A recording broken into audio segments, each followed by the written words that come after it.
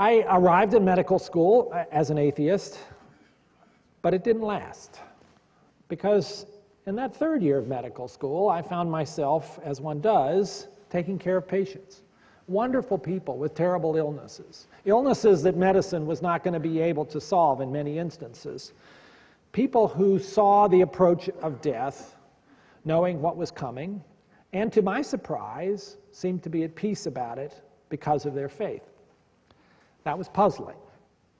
And as I tried to imagine myself in that situation, I knew I would not be at peace. I would be terrified.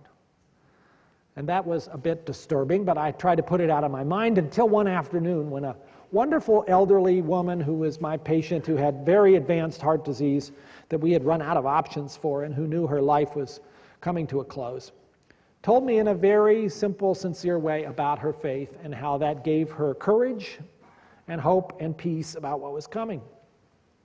And as she finished that description, she looked at me sort of quizzically as I sat there silently, feeling a little embarrassed, and she said, "Doctor, I've told you about my faith, and we've talked about my family, and I thought maybe you might say something." Oh. And then she asked me the most simple question. "Doctor, what do you believe?" Nobody had ever asked me that question before, not like that, not in such a simple, sincere way. And I realized I didn't know the answer. I felt uneasy. I could feel my face flushing. I wanted to get out of there. The ice was cracking under my feet. Everything was all of a sudden muddled by this simple question, "Doctor, what do you believe?" So that troubled me, and I thought about it a little bit and realized what the problem was.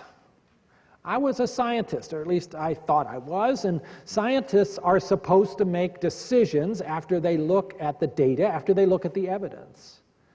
I had made a decision that there was no God, and I'd never really thought about looking at the evidence. That didn't seem like a good thing.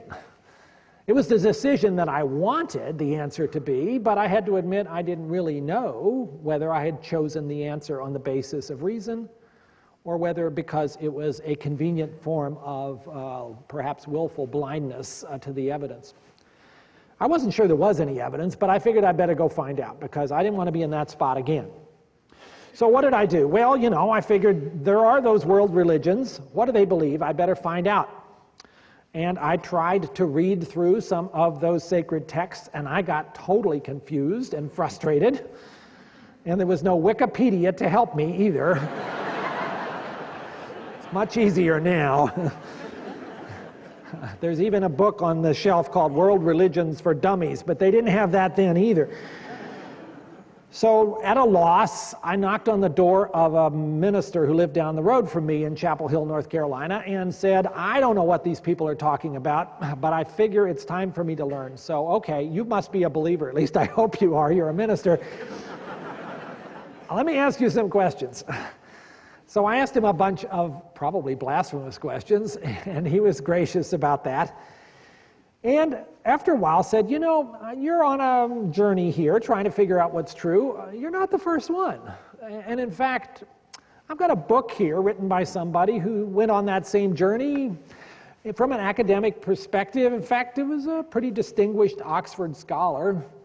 He found around him there were people who were believers, and he was puzzled about that, and he set about to try to figure out why people believe and figured that he could shoot them down. And, well, why don't you read the book and see what happened?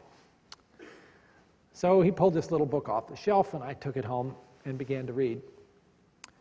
And in the first 2 or 3 pages, I realized that my arguments against faith were really those of a schoolboy. They had no real substance.